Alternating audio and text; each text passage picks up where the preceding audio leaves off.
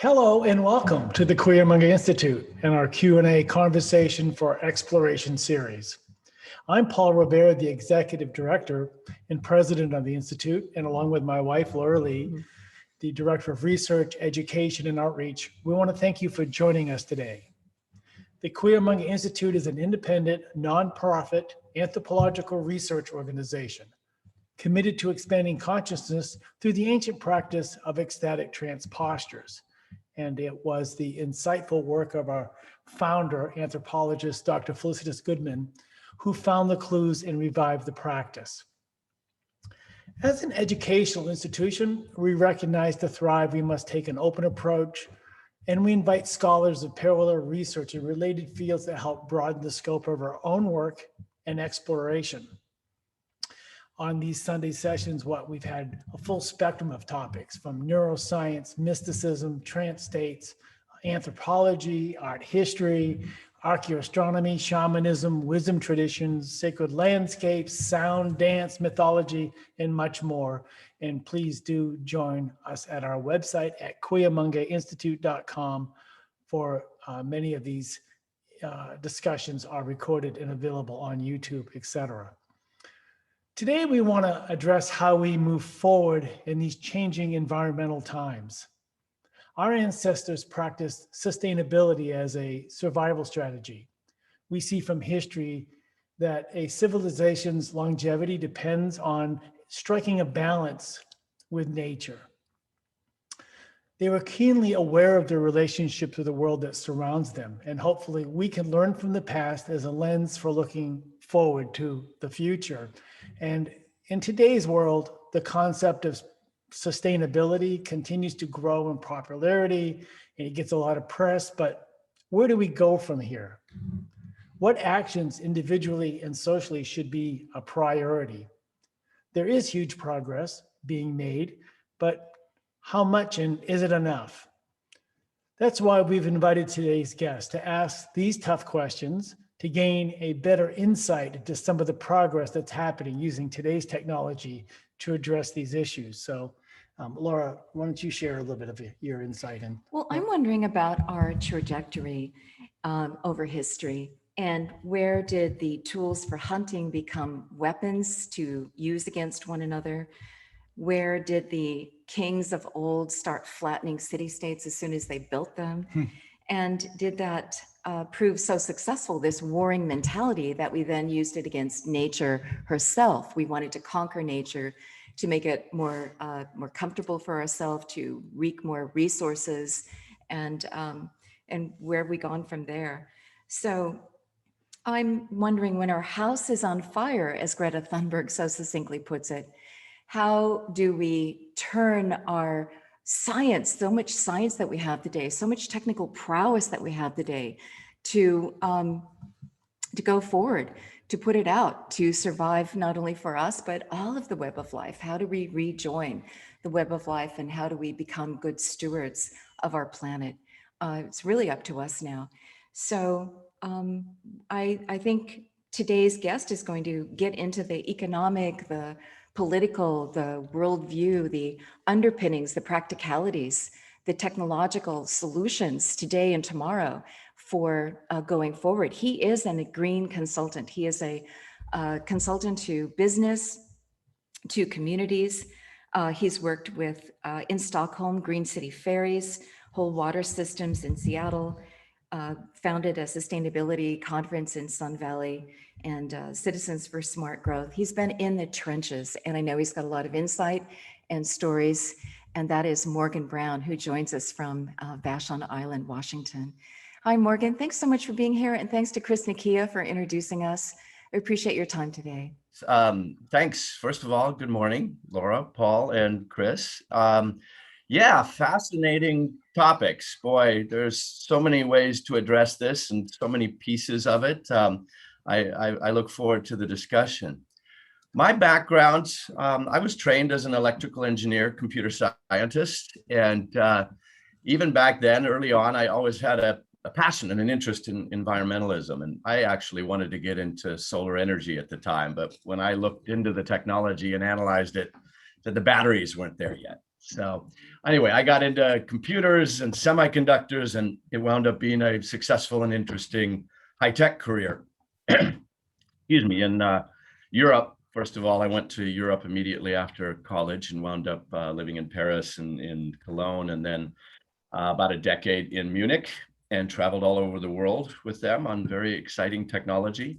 And then I came back, ran a business unit for Microsoft in Europe during that time as well. And then I came back to Seattle and worked for a software startup and spent some time in Silicon Valley. So it was fun. It was exciting. I like to say I ran one of Microsoft's bigger business units while I was still in my diapers, was forming my opinions and my interests in life. And one of the things I came to after doing that for about 15 years and becoming a high-tech executive was that, what I really wanted to do was what I was passionate about. I found technology very, very interesting, but I'm really passionate about the planet and about sustainability and about the environment. And so I wanted to pursue that. So I left what I was doing and started to write a book on with environmental themes on it. But I wound up building a very, very green house and learning a lot with that with my first wife, who is a very talented architect.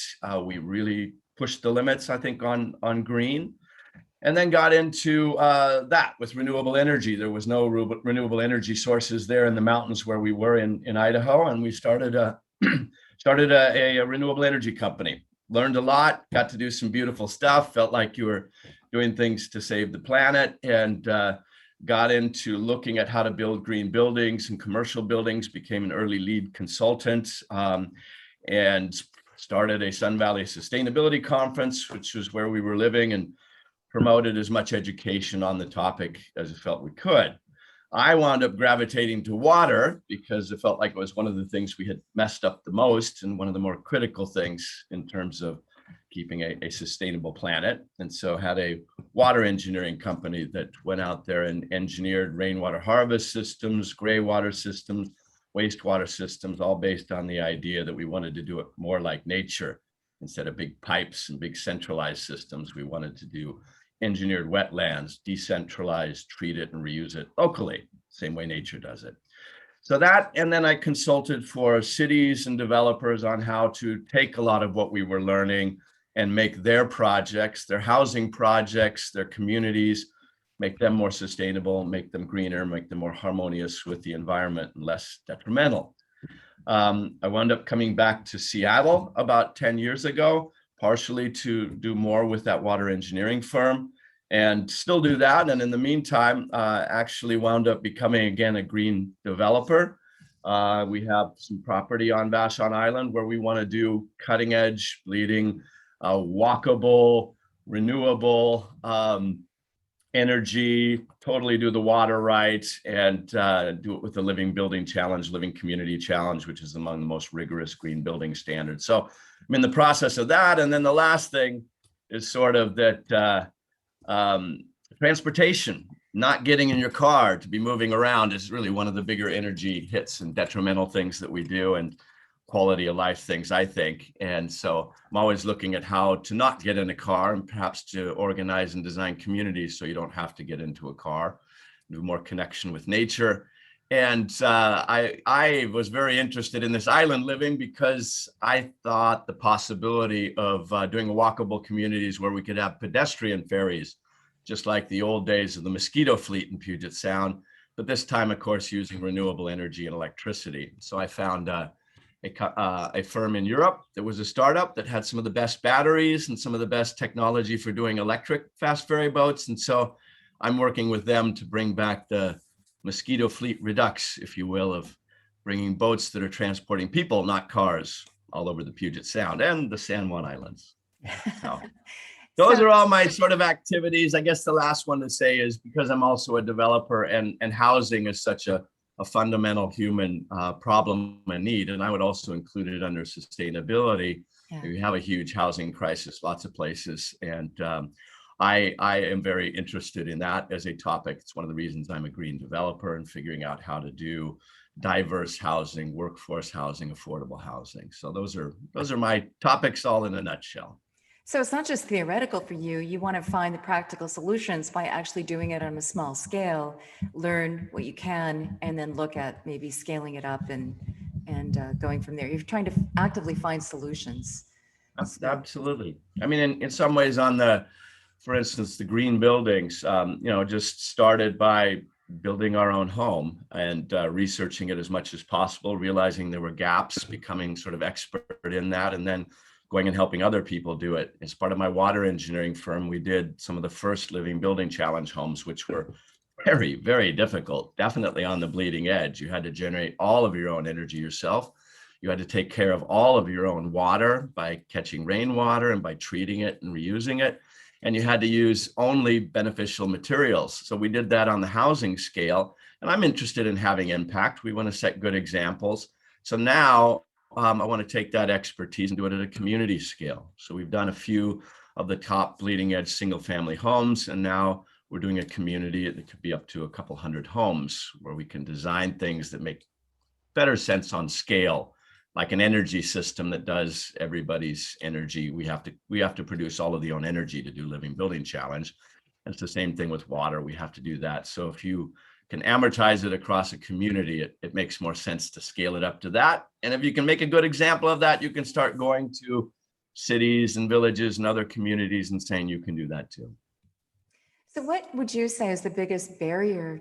Everybody wants to survive. Everybody wants the planet to get back on track. I mean, I often wonder, hey, we should be heading into an ice age, the next ice age, our really short interstitial warming period between the very long ice ages is coming to an end. And yet here we are with global warming. So what would you say? Is it the technical possibilities? Is it the will of the people? Is it the politicians? Is it that people don't care? Is it that, what's the biggest barrier to putting out the fire? I think you listed sort of a lot of them right there, but one perhaps not was, I would say, the vested interests of the status quo. When you need to change, and we need to change, we're in crisis, we got ourselves into crisis. You basically have to change the status quo, and there's almost always tremendous vested interest in the way things are done. And I think one of the biggest, problems we have had is that, we are burning fossil fuels is the biggest problem that we have. We're burning fossil fuels, and, we've known for a long time what that would do to the atmosphere, but there are a lot of people that make a lot of money burning fossil fuels. And so it's been very difficult to change that mindset because they're not going to just stop. One of the biggest industries in the world. So they have basically very actively been out there fighting the will and the desires to change. And I kind of go on that one. And I think this is a truism for a lot of things. When you want to change the status quo, it's like, I like to say a crisis is a terrible thing to waste. You need to get Agreed. to a crisis mode a lot of times to be able to go against the status quo. And I would have liked to have thought we would have figured this out a long time ago. I mean, we're definitely in crisis mode. Had a chance in the 70s, had a chance early on. Where would we have been? And we also, America lost its leading edge to really charge forward with the new technologies and be the leader in the world. Look, business, you want to know about economic opportunities, you missed a big one back then. No, absolutely. My father was a prominent geophysicist, meteorologist, and was publishing on climate change, anthropological change to the planet back in the 1970s. And he's in his mid 80s now, and he likes to chuckle to me a little bit. He's going, gosh, I never thought I was going to get us to live to see these changes. It's really fascinating. Sucks for your generation. Everybody comes afterwards, but I'm fascinated by getting to see it a bit. And then another change I'll say with him, I mean, his view is because he's been watching it for so long, is that we hit a tipping point a long time ago. And he may be right. He may absolutely be right. The amount of change right now, it may be too late. We may have destroyed life on the planet. We're just, walking dead for another 20, 30 years or so. On the other hand, it may also be we go, we can't go back to maybe the Eden to a certain extent we had, but we can, improve things and go to a stable state that actually could be gradually made better. But I'm an optimist. I like to look at it and go, we're creative. We do have technologies that potentially could change the dynamics of this. And maybe there is something out there right now that has to do with some type of sequestration, some type of pulling carbon out of the atmosphere, something we haven't thought of yet that could change the mechanics. Because if you're not an optimist like me, it looks pretty bad. Well, I say life will find a way, quoting Michael Crichton. It may not be human life, but it's going to be life. Yeah, life will continue. Exactly. And the Earth has certainly been through a few catastrophes before, a few mass extinctions before, just not one created by one of its own biological entities, right? Yep. It's sort of like, what was it? Buckminster Fuller said, it's not the planet that's at risk, it's humanity that's at risk. Yeah. And Yes, he was busy trying to invent tomorrow's solutions in his day. Right. Have we listened? But Yeah. what were you going to say, Morgan? Yeah. Yeah. Well, I was just going to say, yeah, you can blame humans. I mean, I like to say sometimes, if I was an intelligent species that was coming by on just a floating plastic planet, and maybe had regenerative and sustainability in mind, and I took a look at this sort of Goldilocks planet that was an Eden with all these natural systems and water and a perfect environment and stuff, and said, "Oh my God, it's got a really bad virus. Let's vaccinate it." And the problem would be this one species that needed to be, taken care of to a certain extent. That might be the most benign thing you could do for the planet. Now, on the other hand, I will also say, you commented on, I totally agree. The planet will probably continue. Hopefully our atmosphere will, for life's purposes, still continue. Might not, but, basically I think the planet will survive, humanity may not. But unfortunately, we're also taking down just about all of the other important species and ecosystems. And, so I'd like to say, even responsibility as humans, if you don't care about, humans, which I do. I believe in culture, community. I love a lot of people. I love my children. So I'd like to see even the humanity in our culture continue just in a more benign form. But I'd like to see us take better stewardship over the plants and animals. Oh, yeah. Well, this is what is so interesting to me is the worldview. So when you dial it back far enough and you see that so many cultures, many of whom still retain this mindset, all of life is sacred, all the world is sacred. We all used to believe that. And then where did we get off track? Where did we lose that? Where did we start warring against nature herself to conquer her? And that was truly the mindset. Let's go out and conquer nature because she's not providing enough. She's not stable enough. We need more. Where did that come from? Even the war on microbes, even our medicine, right? It's about kill it as opposed to get healthier and correct course gently. So this, I think for me, it's called male testosterone run amok.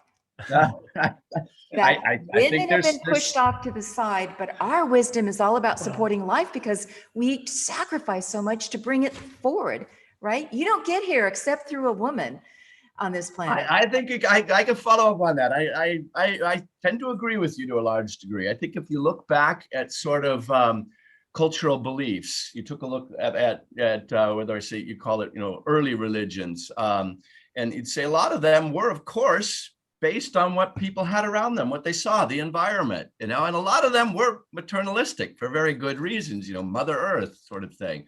And then I think, I don't want to get into the, the politics of, pros and cons of different religions, but I do think one of the problems of Christianity replacing paganism, which was very nature-based and very maternalistic, was that in order to do that, they really needed to swing it sort of the other way. And those cultures inherently at a base are very paternalistic. And we're really putting down the idea of this nature-based maternalistic thing. So your point on testosterone, you might be right on.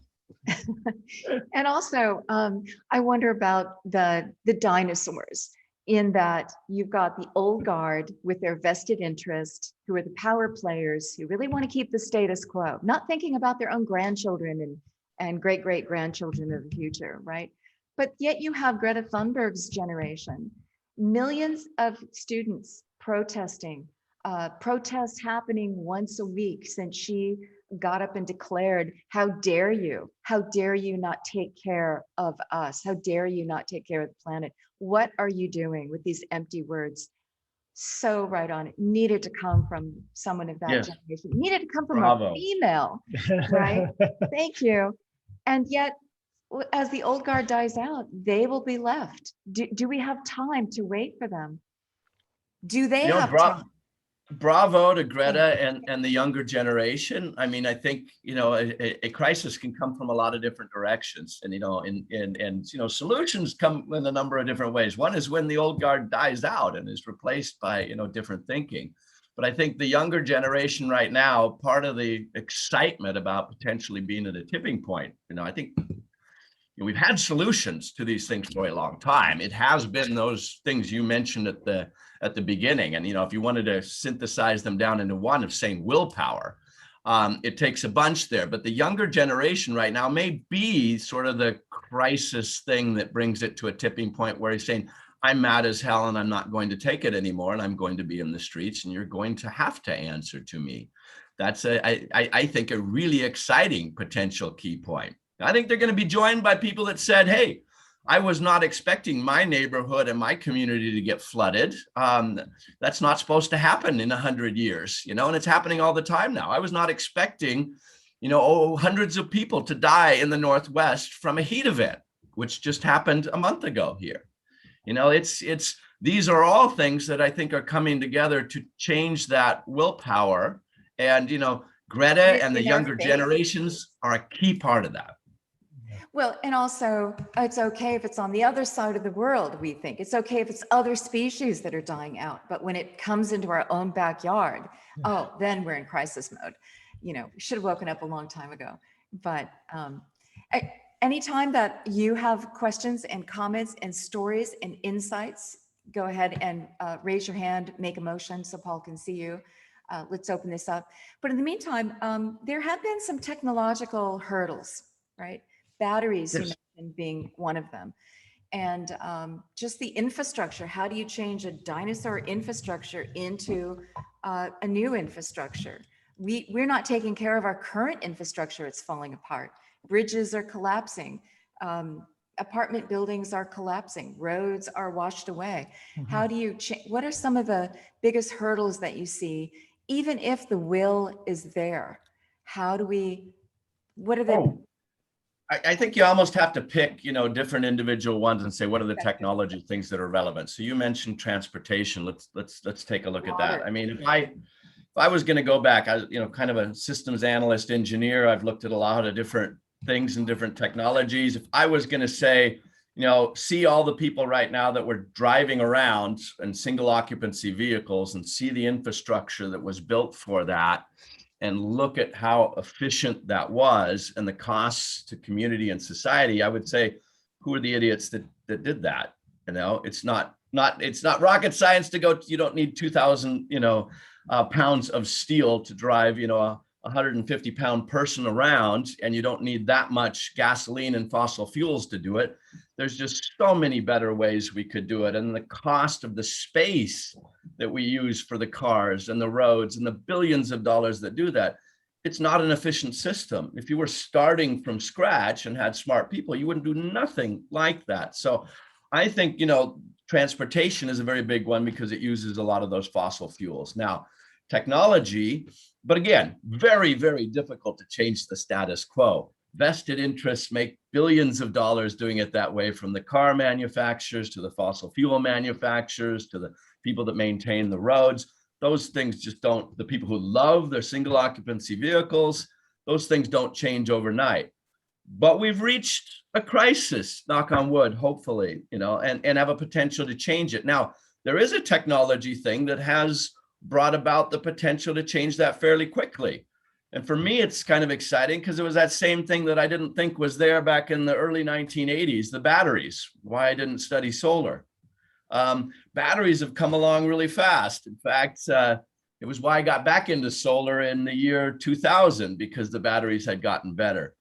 But right now, if you'd say 5 years ago, were batteries going to be able to do what they could do today, people would have said no, but it's moving so fast right now. What's the concept of these, breakthrough? oh gosh, it's interesting. It hasn't been quantum, it's been sort of evolutionary. A lot of hope for some quantum big leap changes in battery technology, but it's really just been sort of incremental, taking the same sort of chemical batteries that we have and making them better, less dangerous, more efficient, lighter weight. So, you know, and there's individuals and companies you can credit. I give a lot of credit to Tesla. Love them, hate them, but they have driven some technology and some market and some awareness stuff that for cars, transportation, and solar. And, you know, I'll credit the Chinese. The Chinese said this is an important technology.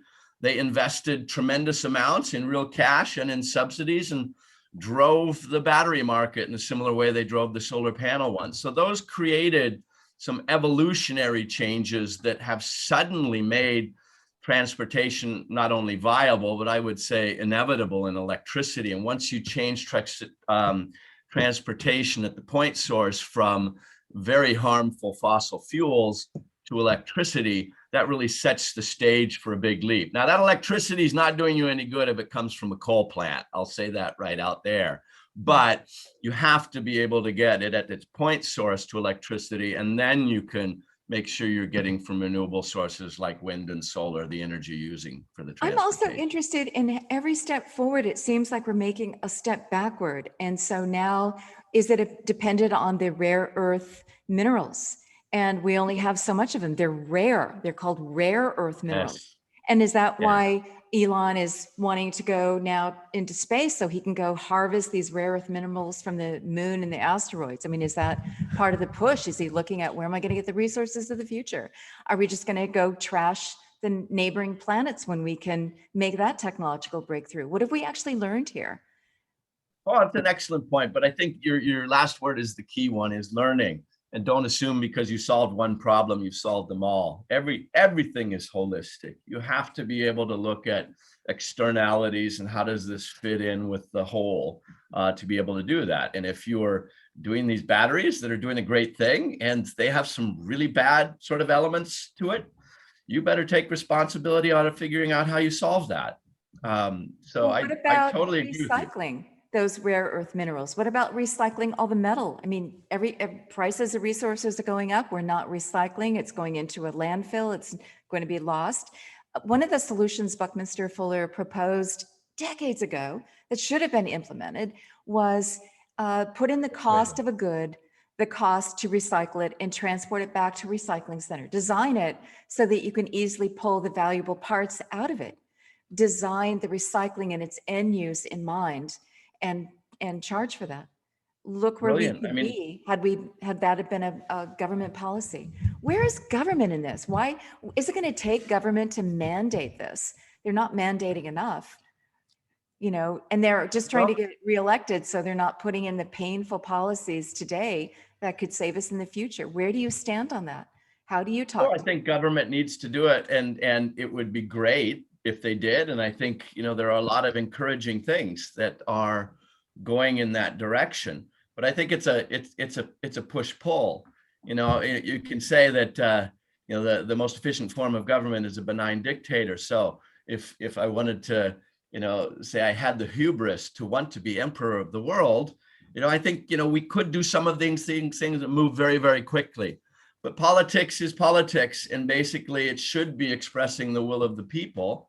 You know, unfortunately, you know, our form of representative democracy is also very influenced by powerful interests in the status quo. So sometimes you need this crisis, and then it's incumbent on us in a grassroots way to apply the pressure to our government to force them to do what the right thing is. So it's a bit of top down, but it also has to be bottom up.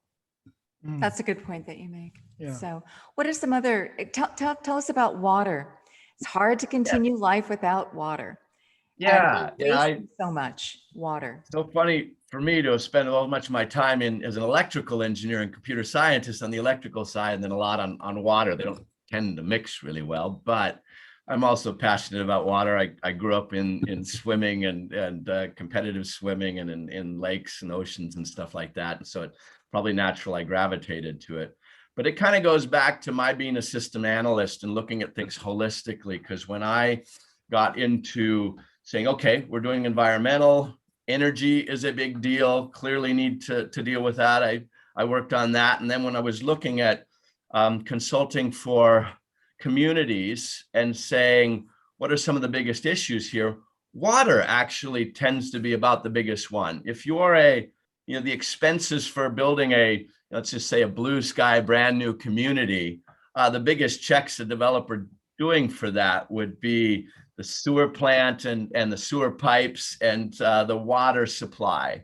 And it's the scariest time you ever do because those are the biggest things you do. And I would argue some of the biggest environmental impacts. And, when I mentioned about how bad transportation was, I still love quoting from a talk Sim Vanderen gave probably 20 years ago, I heard, on broad topic of sustainability. And then when he got to water, he goes, oh, and this is a curmudgeon-y old guy. I loved him. He even wrote a little book on wastewater called The Toilet Papers that's brilliant. But anyway, he got up there, and don't get me started on wastewater. He said, just think about the concept and the idea. We spend untold billions in getting fresh water from long distances away with pipes to places where water never should have been because that's where we wanted our cities and where we want to live. Untold ridiculous amounts of that. And then we water lawns with it. And then getting into wastewater, we take a few 100 pounds of that, mix it with a few ounces of good nutrients with a little bit of pathogens in them. And then the whole thing is waste that we need to pay untold billions of dollars with to take a long ways away, to concentrate into one source, and then become a big pollution problem in our rivers and in our oceans. And he was going, crazy. It's biology. He's going, this problem with the wastewater is nitrogen, phosphorus, and potassium. It's important for life all over the planet. It's the nutrients that all plants grow on, that we all need to eat and keep oxygen in the atmosphere. So why are we spending billions of dollars on getting rid of it? So his point is it's biology, people. Now, the engineers who designed these systems, how much biology did they study?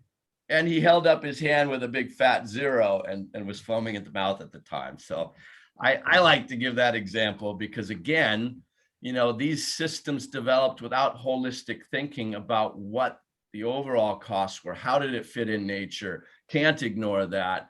And, we did very myopic systems that were detrimental to ourselves and the environment. So water is so obvious to me when I look at it as a system analyst, but the easiest way of explaining it is rather than building those billion-dollar centralized systems that create a problem, multiple problems, how does nature do it? And, I like the Living Building Challenge uses the analogy of a flower. It gets everything it needs right there. For energy, it gets the sunshine right there locally and uses it locally and transforms it into energy for other things around it. It survives by getting the water that just falls there locally. It uses it, treats it, then the water is available to something else. And it's done locally all over the place. So when we as humans look at how our homes and our communities and our towns behave, the analogy would be to say our water should be decentralized, just like nature. You gather it locally, you treat it locally, you steward it, and you put it right back where it was so that it can be used again and again and again. And water's fascinating because I like telling people that, you're inhaling right now some molecules from Caesar, from Alexander the Great, that have to do with the water molecules in the atmosphere. And there is not a drop of water pretty much that we ever use that hasn't been used many, many, many times before. So if you need a concept on why we need to steward what we have, and it just doesn't go into a hole and disappear when you made it dirty, that's, I think, a good one. There is just a closed loop. You need to take care of it. And there is really so little water, even though we're a water planet. 97% of that is salt water. We haven't technology-wise really figured an efficient way to be able to use for a lot of our needs. And even of the 3% that's left, only 1% of that is really accessible to us in any way. So, it's something we should be very careful of stewarding over, because there's no life without fresh water. We're dependent on it. We're a water creature, and all the plants and all of the nature that we depend on depends on water. We should be better stewards of it. And nature is the ultimate recycler. Look how nature is recycling all those molecules, as you say. One of the great uses of water, and you'll hear this from the vegan community of which we're a part, is there's so much water used to grow meat, to grow beef in particular. And so much of the rainforest and land is used to grow this beef. And for what? It's a healthier diet to be vegan. I just want to end it there, because I'm not going to be an advocate, beyond that. But just the movie Cowspiracy points out, if you really want to reduce greenhouse emissions, look to your diet. So that's a hard one. Take people's hamburgers away. It's a really hard one. Yeah, it is. But again, it also depends on, how big a crisis it is, because there are ways to do that. We know the costs globally of raising beef, both in terms of water and energy and greenhouse gases. There should be a cost associated with buying that hamburger that takes that into account. Thank you. Yeah. And so if, you're looking at a $350 hamburger, you might feel differently about it. Yeah, that plant burger might look a lot more interesting to you. Yeah. But yeah. So, but technology. Agriculture. Sorry. No, go ahead. But agriculture is, you hit on a point. With water, it's the biggest one. We are very spendthrift with our water. It's all of our agricultural system. Again, who are the idiots that designed this sort of thing? We know how to do it better. We've known it a long time. You touched on, one of the key ones, and that just having a food source that is so astronomically inefficient with water and also other pollutants, like the beef industry. But, another one is that, carbon sequestration. If we actually did our agriculture different around the world with carbon sequestration in mind, with no-till, with actually having plants that were, and practices that were putting carbon back into it, which makes sense. We could grow all of our food that way tomorrow with that benign dictator. That would probably solve the climate challenge problem. So again, it's another example where we know, and probably collectively have known for quite a while. The question is, what does it take? What kind of a crisis does it take to change the status quo and the powers that be that want it to stay that way? Well, look at the water shortage in California, which grows all our vegetables. Farmers are now ripping out their almond trees because they can't water them sufficiently. So some of the economic pressures will come to bear. We just came back from a tour, pre-COVID, so it was a couple years ago now, time flies, of the Paleolithic art caves of France. Most dominant animals, cows, bison, aurochs, actually technically aurochs, a species of the bovine, and horses. I find it interesting that there are now more cows on the planet. I mean, to the billions and billions of cows, beautiful creatures, not taking it away from them. But we've grown so many cows, and they were so prominently displayed, and horses. And now we have cars of horsepower. So if you put horses as cars as standing for horses, it's so interesting to me that it was almost like a prelude, right? You see horses and you see aurochs, and now look at the planet. We see cows and we see horsepower. I just think it's interesting, these dominant species and how we've used them and abused them. But back when they were drawing those horses in the plains, we should be keeping and supporting wild horses, because when we blow ourselves back to the Stone Age, we will need them. We will need them. Yeah. So go ahead. And I think those cattle back then, though, too, when you were seeing those pictures on the wall, those were in tune, in harmony with their natural environment.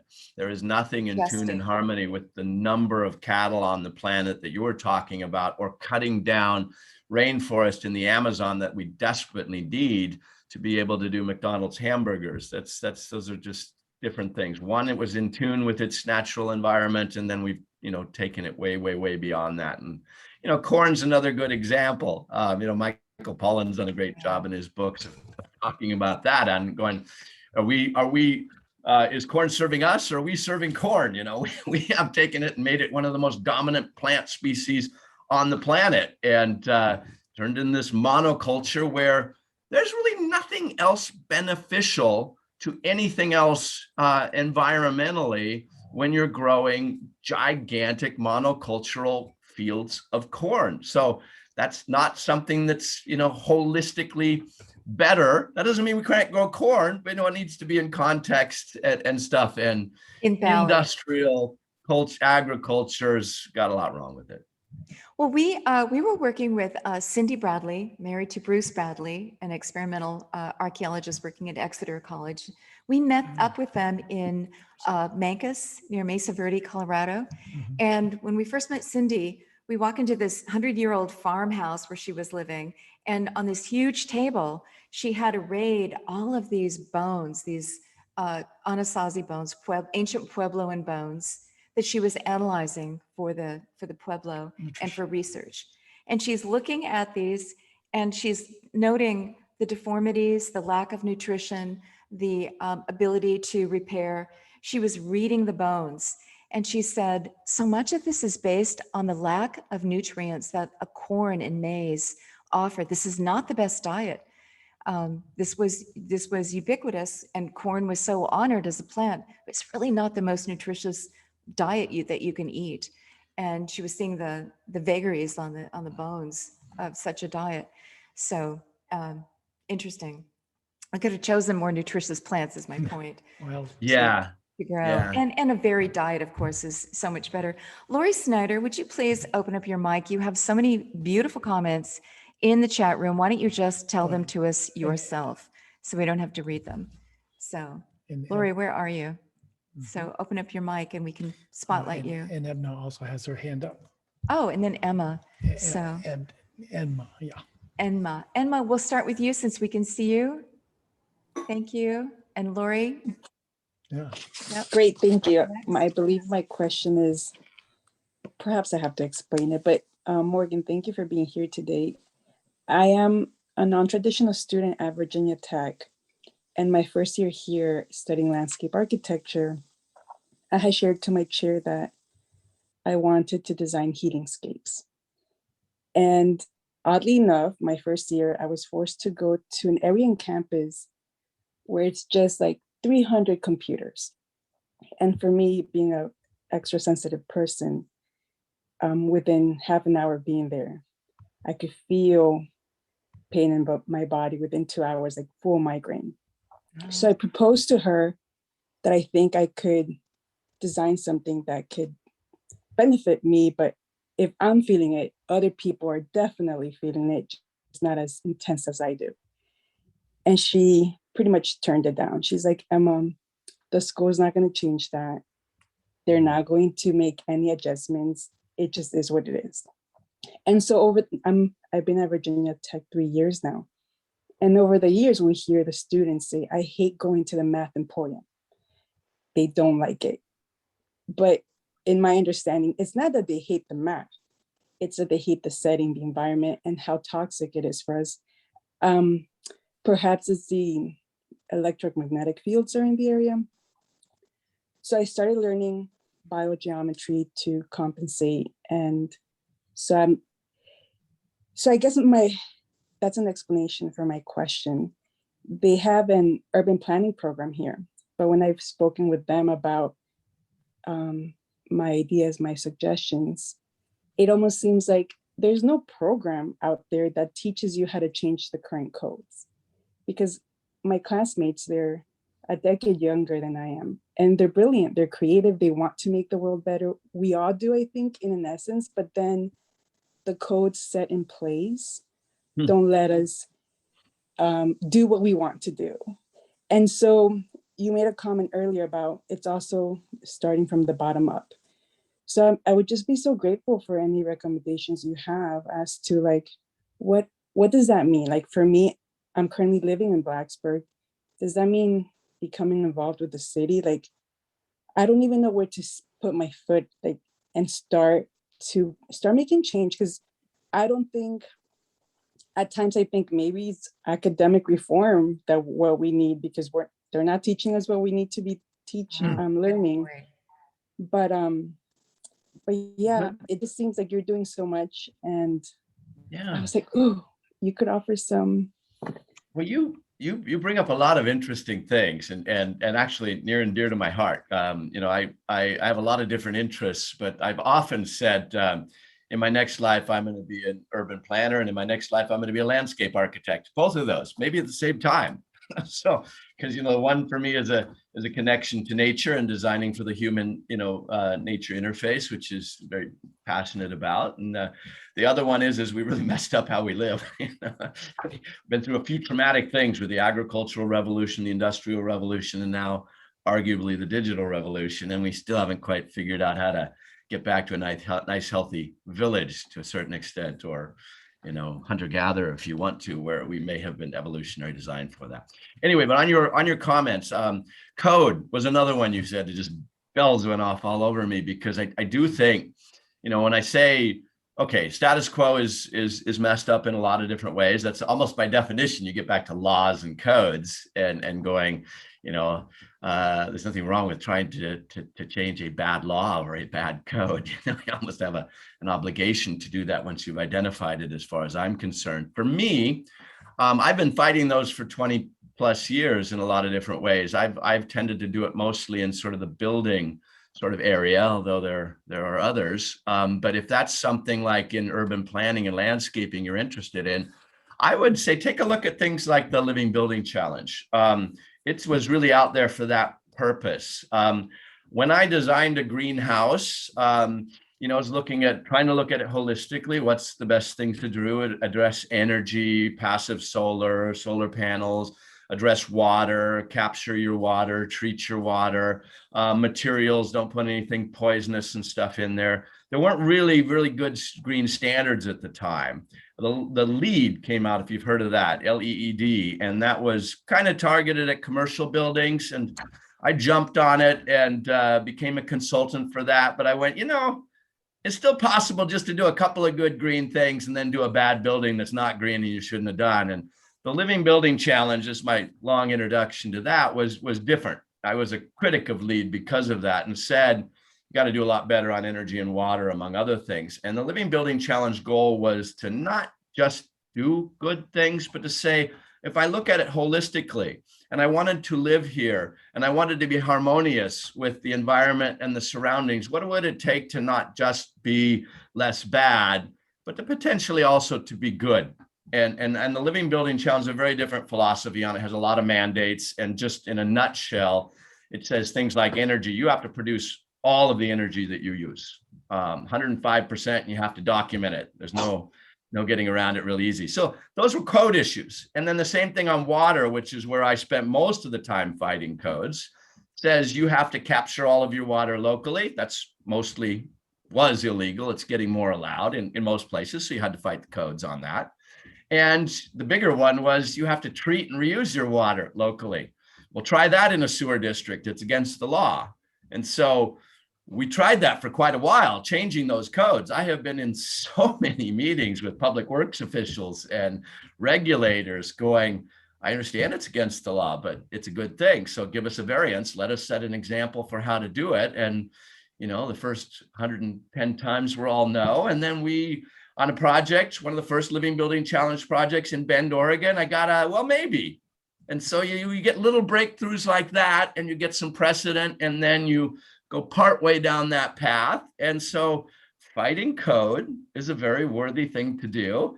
There's probably a lot of different areas you could look at it. I could mention things like, you know, the code for cars, parking requirements. Go fight those. They're all crazy. We don't need to dedicate that much of our cities to storing cars versus making people comfortable. You know, lots of different areas, whatever you're passionate about. But if you're passionate about urban planning and landscaping, take a look at the Living Building Challenge and the Living Community Challenge. I think you might be interested. That's a great place to fight code. You said something Thank also you. very interesting, Emma. You said our educational system needs reform because we're not teaching these principles. We're not teaching, it really comes down to the worldview. What is the underlying message of what we're teaching? I agree with you. I hadn't even considered Absolutely. that. Yeah. I mean, engineering, I'm an engineer and I work with a lot of engineers, and they can be the worst, you know, because you're trained to sort of make systems that work. You're trained to study the systems that are out there that have been done for a long time. And when we're talking about water, civil engineers are among the worst, period, because that's, you know, so many battles and arguments about this, because I don't think, looking at it technically and systems wise, I have any problems walking into civil engineers that have designed wastewater or water supply systems and going, you know, if you back up a little bit, going, you'd really have to be, you know, pretty crazy to design it this way. On the face of it, doesn't make sense, costs a fortune, doesn't work very well, lots of environmental harm. But that's what they learn in school. That's what the firms that they work for do and make a lot of money doing. And the problem sometimes is as simple as, you know, we're proposing something that uses a wetland, an engineered wetland, same thing that essentially purifies all water on the planet, just engineered in a system to fit into this human problem. And the alternative is a giant concrete tanks that put off a lot of smell and odor, use huge amounts of energy, waste a lot of water and a lot of pipes. But when it comes down to it, the engineering firm gets paid for 15% of what the system costs. Wetland doesn't cost very much. Those pipes and all that concrete do. They don't have any motivation to either teach or to engineer those sorts of systems.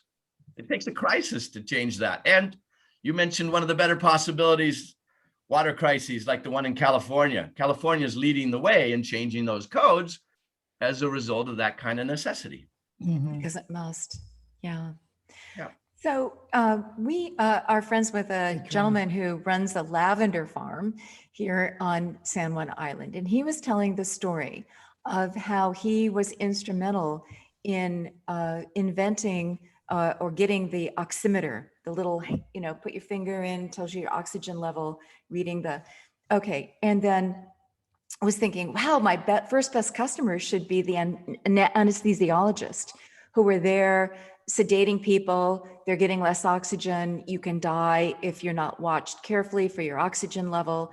And he thought, an anesthesiologist, this was decades ago, hey, you should be, no, I know, I can read my customer. I can see how blue they get. I see the blue lips. I know they need oxygen.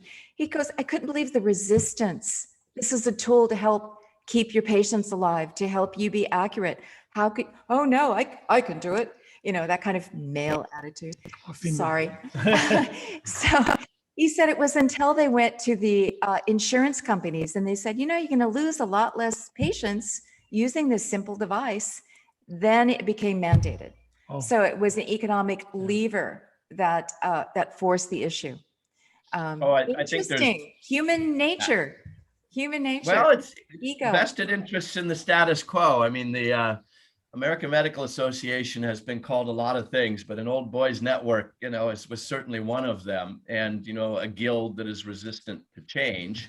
You know, there's been a lot of improvement in medical understanding, a lot more acceptance of alternative medicines, Eastern medicines, natural medicines, and still a long, long ways to go. But I think a lot of it goes back to, I was trained this way. I and my industry make money doing it this way. And so having your myopic blinders on that prevent you from looking at it holistically. Well, okay, look at how many natural and herbal remedies do the same job as a pharmaceutical, but they're not prescribed. Really, to be your own best patient, you need to go out there and be an advocate for it. To work with nature rather than against her. So Lori, are you up or are you going to make us read your really interesting comments? Where are you? She's coming. Okay. Good morning. Good morning. Always such a gift to be sitting with Paul and Laura, really, and all of the beautiful people that they bring into the conversation and all of this, Morgan. And I'm here on the lands of the Squamish Tsleil-Waututh Musqueam people. I am of Métis background, so my ancestry is here all across Turtle Island. I'm really very privileged. I recognize that. And for me, as a citizen of this planet, I've been really looking at my own systems. So I really appreciate this conversation. And, you know, a lot of my, the older generation above me, my sister's 12 years older, 15 years old, my brother, 15 years older, some of my friends, I'm always hearing, Lori, you can't change the world. You can't change the world. Because what I do for my living is I'm an educator on wild, native, and medicinal plants here in what we call Vancouver, in the area of Vancouver. So I've been really wanting to, like, you know, it's sort of what you said, Laura, or someone said about Michael Pollan, you know, is the corn directing us, or or we directing the corn? And because I love plants so much, I really feel that the plants are directing me. You know, recognizing there is this incredible intelligence on the planet that we're just starting to tap in to, like understanding the mycelium, the web of the forest by Suzanne Simard here at UBC, our University of British Columbia, wrote a book called Finding the Mother Tree. And, you know, for me as, you know, again, as I said, a citizen, and really having such a deep love of nature, I'm looking for the pathways to my guidance. What are the symbolisms that show up to guide me? And early in the spring, Suzanne shared about her book, Finding the Mother Tree, the functions of the forest, the 3 functions of the forest, which is collaboration. So I love that we come here and we start this collaboration and this dialogue and, you know, changing ideas and, you know, just how do you feel? What, you know, how can I be a part of the system? Like this young woman, Emma, saying, excuse me, we need to change the codes. Let's collaborate about this. And then the second function is altruism. Let's be kind. I probably said the word wrong. My friends always laugh at me. You know, my partner always goes, I know what you're talking about when I say the wrong word, but that's that kindness and, Altruism fits. Yes. Yeah. Like, let's be kind. Let's be compassionate with each other, right? Recognize we have made a lot of stupid mistakes, but let's not judge them. We've walked all over each other. We've been eating up other cultures and civilizations in this, maybe We are I the poor. I don't understand why, to tell you the truth. Maybe we're too much like our kin, the chimpanzees, and not more like our other kin, the orangutans. Or the bonobo. Right. And then, you know, the other function is generosity. And, you know, what I see, you know, and I'm just going to put out some of the things that I'm seeing and witnessing and trying to understand for myself is our fear of nature, our fear of the forest. Why do we cut the forest down? We have 415 hectares of old growth forest left in our forests here in British Columbia. Our youth are going to Ferry Creek on Vancouver Island to ask them to stop cutting down these grandmothers that are so important. And when I'm listening, you know, when I'm talking to my generation above me and they're saying, Laura, you can't change it. I'm like, really? That's ridiculous. Of course we can. We do it through our food. The way we eat is instrumental in how we change the narrative. We get off that mechanism farming system. We get off investment. Like really, even the idea of investment. Okay, that's great that you want to make some money and have a good life. But at what point do you have enough money? Like really? And I trust me, I don't have a lot, but what I have, I love to share. That's really, I've recognized that is my true nature, is to share my generosity. And what have I noticed? That we are a program. So everything we're doing, our language, our culture, everything is a program. So our institutions are a program. So how do we change our own personal program? And understanding our ancestors and the ancient arts, I find so fascinating. And that's part why I come, so I can understand more of what my ancestors were walking through, my own physiology. How do I support my own living system? 1 meal a day. 1 meal. Our governments tell us 3 meals a day and 2 snacks. What is that? That's Our overeating. ancestors didn't have that luxury. No. And we need to feel the cold. We need to feel our hunger. We need to physically move our bodies to grow this organism to live 100, up to 140 years, maybe even longer, who knows? Anyways, I'm really always grateful to hear others' points of view. What are we doing? How are we doing it? But I recognize it's got to start with myself, and it has to start with how I eat first. And then the only other thing I keep saying to everyone is grow trees. Grow trees. Because I'm an educator. I probably have spoken to about 30,000 people in the last 8 years. I'm just like, grow trees. That's where we get the water. And let's change our landscape. You've got a landscape architect. 50% native plants need to be in our landscape of where we live. So we have the insects, the birds, the bees, the butterflies, the bats. When we see the bats, we know we're in a strong, healthy ecosystem. So when we understand the web, we are the web. What is our role in the web? What is our responsibility? So we can be those stewards. And guess what? It gives us lots of dopamine because we're in the right path. We feel good. Web. Yeah, it's where we belong. A lot of wisdom there, Love your Lori. passion. That's great.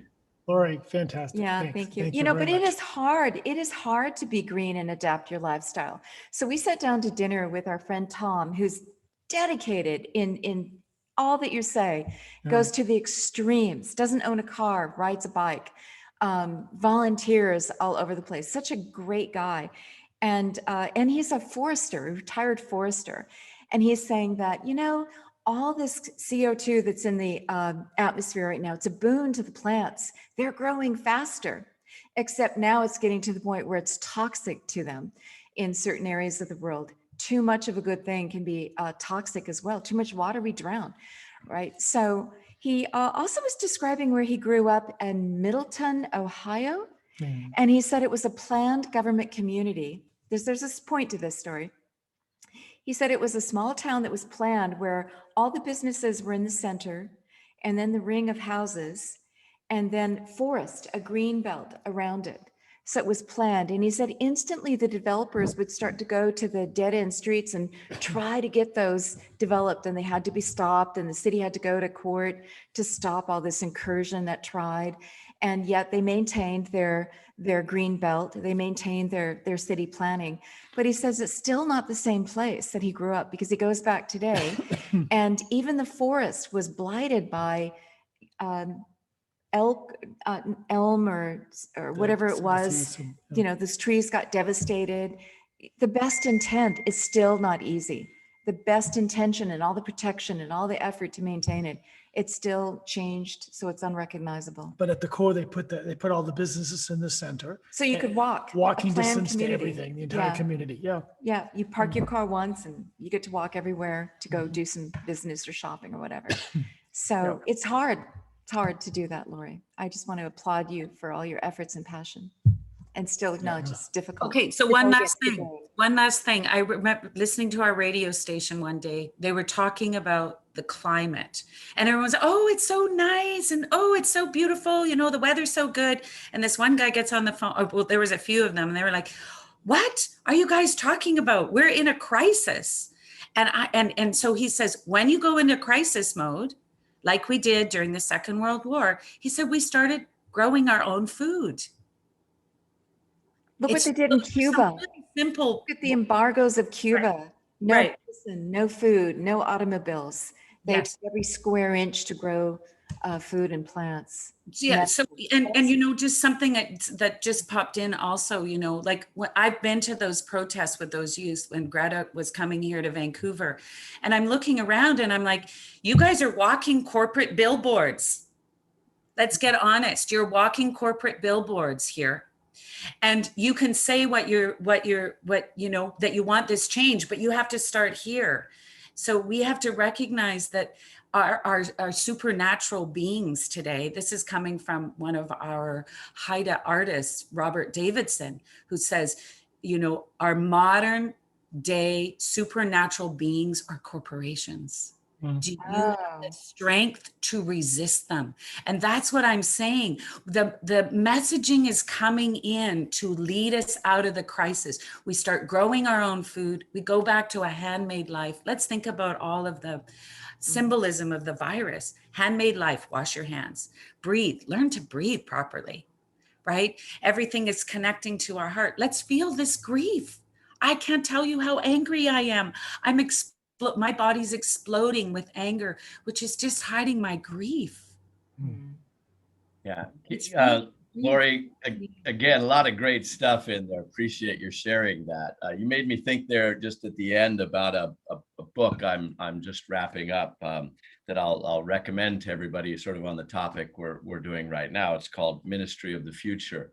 I came across it because Obama named it like the most important book he read last year, and Ezra Klein, the New York Times op-ed columnist I respect a lot, said this is the one book I would advise to all, you know, sort of international policymakers, you know, taking a look at sort of the climate change issue. And I guess the author Kim Stanley Robinson, the book again is Ministry of the Future. He basically is a successful science fiction writer and decided to take climate change as an issue, set it in contemporary time, and then spin out what we're already seeing happening right now with heat domes and stuff like that. And then, you know, go through some of the natural calamity that we're probably looking at, and then has a positive spin on all of the good things that could happen. And, you know, and I guess the analogy would sort of be, well, then why do we have to go through all of that calamitous period? Why can't we just acknowledge we know how to do a bunch of these things? It comes back to that same thing, if it takes a crisis to change it. But I do have to give the anecdote of this book freaked me out, because when I picked it up and started reading it, the opening scene is about a terrible, horrific situation in India. An American healthcare worker is in India and they get a heat event, you know, and tens of millions die. He's the only one to survive in a particular area as was. And it's very well written, horrible. And guess what was all over the news at the time? We had about 4 days warning in the Pacific Northwest, but they were going, all of your temperature records are going to get shattered on Friday, Saturday, Sunday. And they were starting to have that be nothing the news but that for 3 or 4 days. While I'm reading this, and I'm going, you know, art mimics fiction, fiction mimics art, you know, it's wild. Mm-hmm. It's happening. And, you know, we had not 20 million people die, but we had, in a part of the country that normally doesn't have to deal with heat, we had, you know, a couple hundred people die. It was actually just north of us in British Columbia where I think some of the worst deaths were. And that's the job of art, is to put a finger to the wind and see what's coming and put it into a form that we can, early warning device, we can grasp early on. The subtext, the hidden There's so message. many examples of that coming forward prior to an event. The floods, right? No water, drought, and then the floods. Cam, I know you have something to say here. So would you like it? Yes. Honestly, I don't really have a lot to say on the particular subject one way or another. The only thing I will possibly add is that from an anthropological or from an evolutionary perspective, obviously any society that does not work within its environment or work with its environment is going to have problems. All right, that's just a given. All right, all cultures, all societies have to find some kind of optimization and work with the given environment around them. And if we look at it from the perspective of going from hunter-gathering to agriculture, and how we made that change, going from one hunter-gathering type of way of doing our lives, going to an agricultural way. The reason we did it is because we found out that, or at least from an evolutionary standpoint of view, it's easier for us to grow food and have more babies that way than being hunter-gatherers. So we can have larger populations based on aspect of doing that. So it behooves us to actually be an agricultural system than actually being a hunter-gatherer system. And I wanted to make that distinction so if people understand what I'm saying, that there's I'm hearing a lot of what I would call a view of romanticizing the past towards hunter-gatherer type systems, Right. when the reality is that what works best for overall culture and provides the best for the entirety of the whole is an agricultural system. Do you understand what I'm saying when I say that? Okay. Well, I don't Yeah, know but that- Go ahead. I think we could split hairs on that. I think, I don't think we can, honestly. You're right. You're right in what you said. It was if the goal is to propagate, which most genes on the planet are, including Homo sapiens, a collection of genes, then generating more nutrients and being able to propagate more is better. And agricultural revolution clearly had advantages. But one thing you also have to take into account is that we have evolved as a species over a relatively short period of time of depending on how you define it, a couple 100,000 years. And the agricultural revolution is a relatively short period of time. Ergo, it makes a lot of sense to look at us as a creature that evolved under hunter-gatherer conditions. And when you go that we are now agricultural because that helps us propagate the species and stuff, that doesn't mean that doesn't come with disadvantages. And if you're looking at, it took us a long time to figure out how not to pollute our nest once we moved that closely in together and that many people. And I think we're still trying to solve problems like that. I would, sir, if I were you, I would take a good hard look at the disadvantages to living in a hunter-gatherer system. Oh, Comparison to agricultural. Yeah. All right. Yeah. And that's not taking away from anything you're saying. Okay. Yeah. That's not taking away from a single solitary thing you're saying. But what I am saying to you is this: we have to live within the aspect of the environment. Our societies have to grow with those things and learn to optimize what we do. All right. Within those given environments. All right. There's no doubt what that aspect. All right. But at the same time, we have to do that with agriculture. All right. That's what I'm trying to say. Rethink our whole agricultural system, as you were mentioning earlier, Morgan. I would agree with that part. Oh, yeah. No, absolutely. I'm not trying to romanticize hunter-gatherer. The population of Homo sapiens on the planet probably never would have gotten past, some number of hundreds of thousands of people if we hadn't gone past that. You can say there's advantages or disadvantages to that, but it simply wouldn't have happened. It was a rough life. The average life of a Homo sapien was 27 years. That's kind of what we're designed for. And so, you really have to acknowledge that if you wanted art, you wanted culture, you wanted science, you wanted all of these things, Exactly. That first became possible when you got the efficiencies of agriculture and therefore freed up some people to be able to do art and science and culture. And then industrial revolution was the other big one. And I would say that, things have changed, almost even more than the agricultural revolution once the industrial one hit. And we're like climate change, we're reverberating from those sort of changes now. We centralized even more. We got a lot more mechanical. We got more dependent on, energies in tremendous amounts like fossil fuels. So those were two gigantic changes. But I will say, I think it's fair to go back and go, we evolved as a hunter-gatherer. There are things we are not going to get away from in your lifetime, my lifetime, and in 100 generations' lifetime. We don't change that fast. So we need to acknowledge that certain things having to do with our physiology, with our sociology, are hunter-gatherer in nature, and you ignore those at your own peril. Evolutionary biology had a lot of time to work on us in that couple 100,000 years, and only 10,000 years as on our trajectory to where we are today. Yeah. I absolutely agree with you. I'm going to also say what you said about the industrial side of it as well. Again, we have to acknowledge the aspect and optimize our culture based on the aspect of the environment around us. All right. And therefore, from that perspective as well, all right, from the industrial side of it, we have to think from that perspective. All right. And change how we view our lives based around that aspect. All right. These are things that we have to view. We have to look at it a bit holistically. There's no doubt about that, is what I'm trying to say. And we Now, have at the this, same time, we can't ignore the aspects of the benefits we've gotten from the Industrial Revolution, from the agricultural revolution. well, and part of it is the And- science and the technical prowess now to look at our situation and find those solutions to get back on track of working with nature rather than against her. Yes. Right? We need, And- we have a container, we need to be in the petri dish.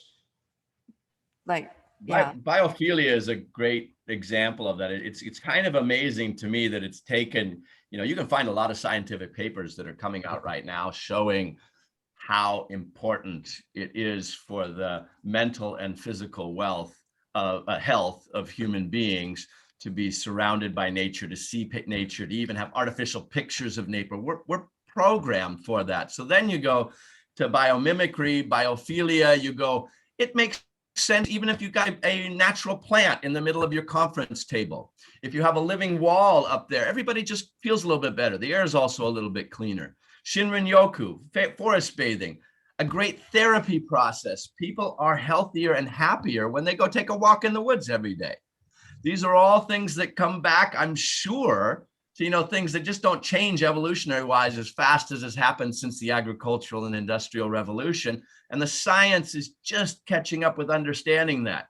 And then sociology going, we have lived for the last 40, 60 years in suburbia built around cars, built around kind of antisocial, not interacting with a lot of people.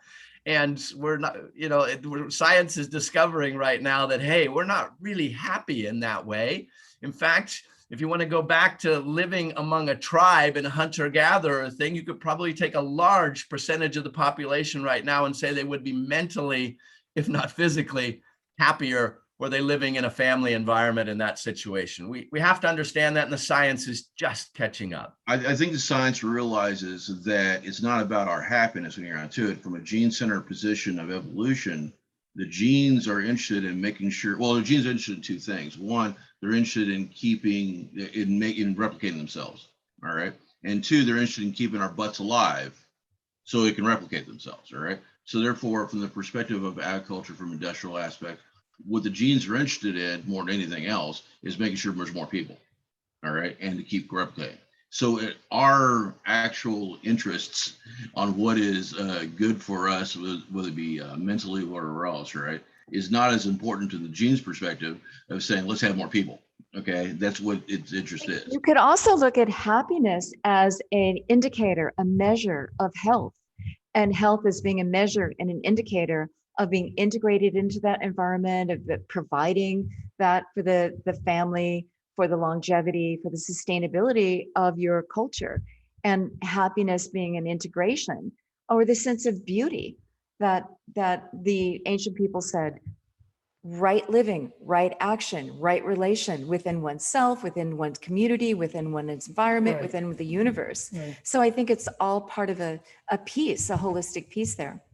As you mentioned, we're now seeing cooperation as being one of the, and biodiversity as being one of the factors of health in an ecosystem, that cooperation as well as competition. There's a balance, like the two opposing hormones, it's a dance.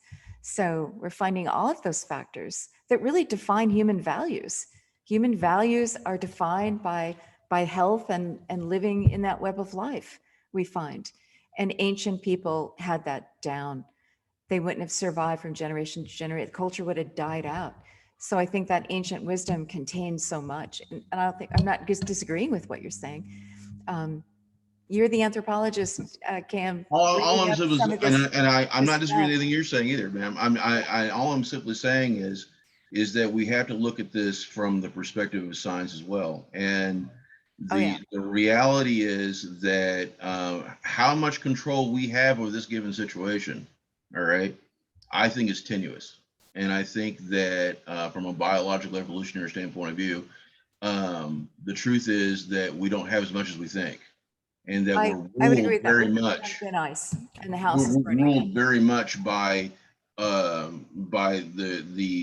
ruled very much by the genes. We're ruled very much by how we do things. The genes are going to define for us how we're going to develop as a species. And I think I'm going to have to disagree with you a little bit, Cam. okay, cool, go ahead.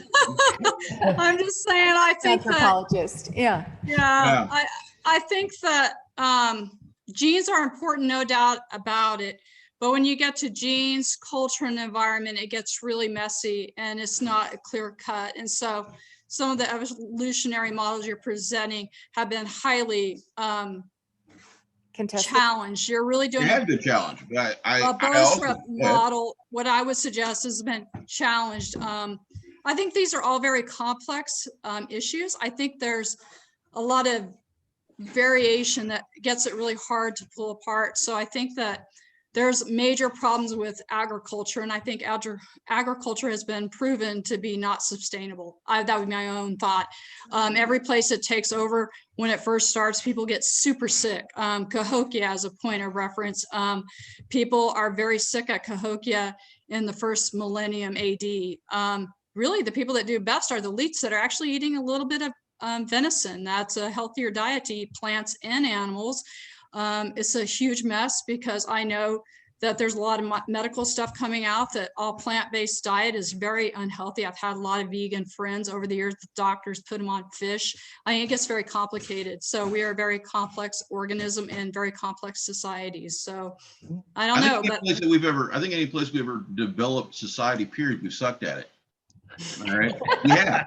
Every place we've ever tried doing society or tried to do culture or tried to build something, we've sucked at it. And it's only taking thousands and thousands of years to get us to the point where we're at a level where we don't suck as bad. Okay. Yeah. And that's where I think we like have it to take that consideration. All right.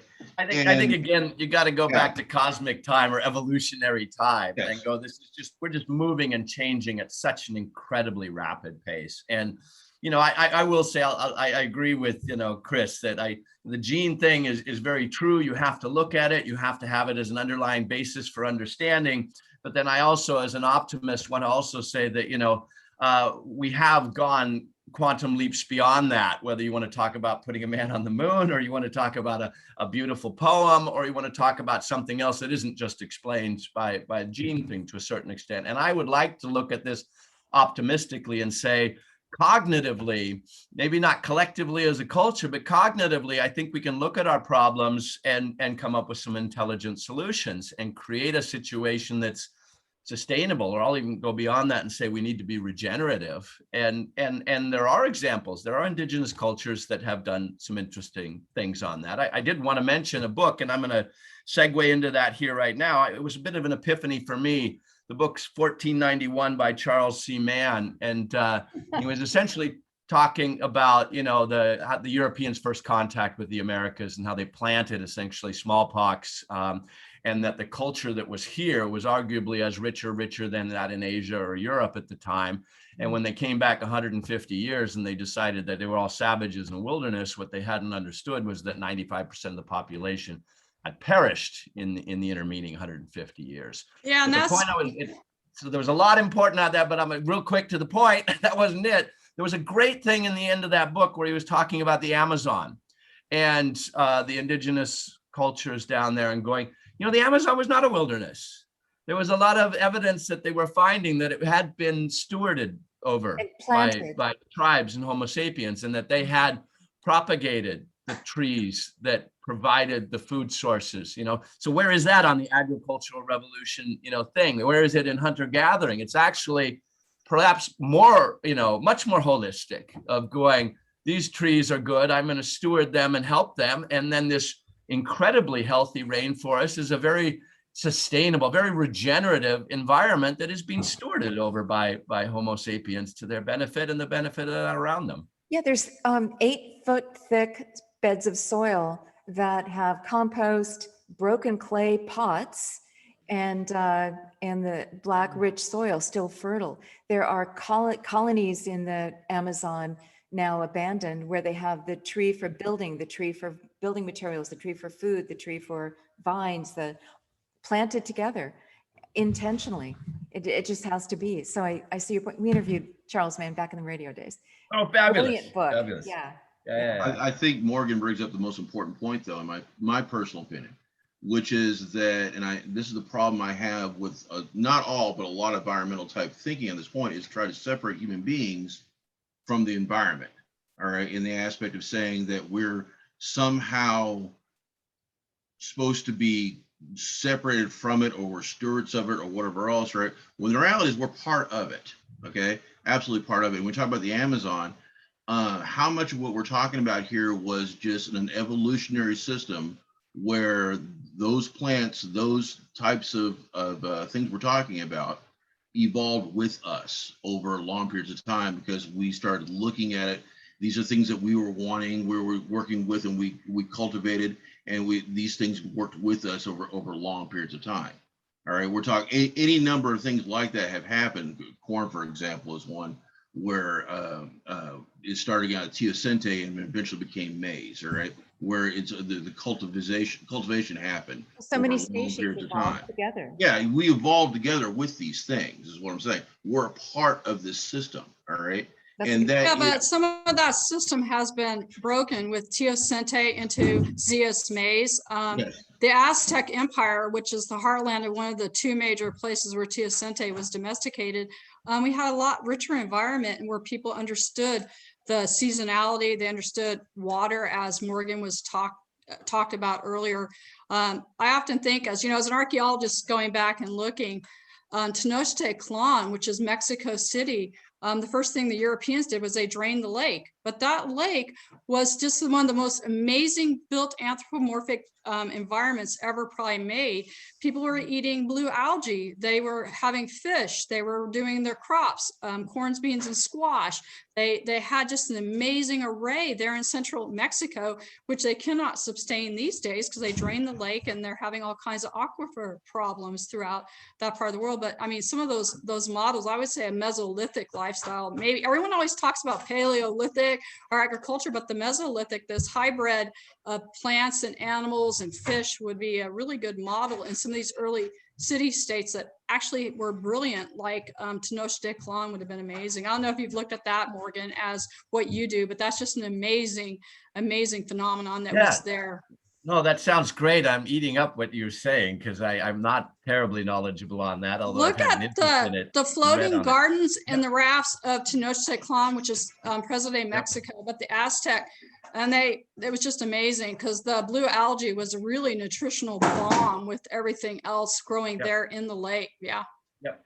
No, it brings up just a great example of a culture that had managed to be sustainable for some period of time, and it had something to do with being, more in touch with the natural environment and doing it. And on your point, on the having to, where's the line in between saying humanity plays a role in nature and leaving it alone? And I kind of feel like I've come full spectrum on that to a certain extent over my life. And I was very much, as an environmentalist, growing up also in Lori's great comment on the old growth forest. When I'm the benign dictator, nobody touches another old growth forest in the Pacific Northwest tree again, because there's so few of them left, and it'll be a long time before science even begins to understand the benefit or importance of them in so many ways. So don't touch them. Nobody gets to touch what's left.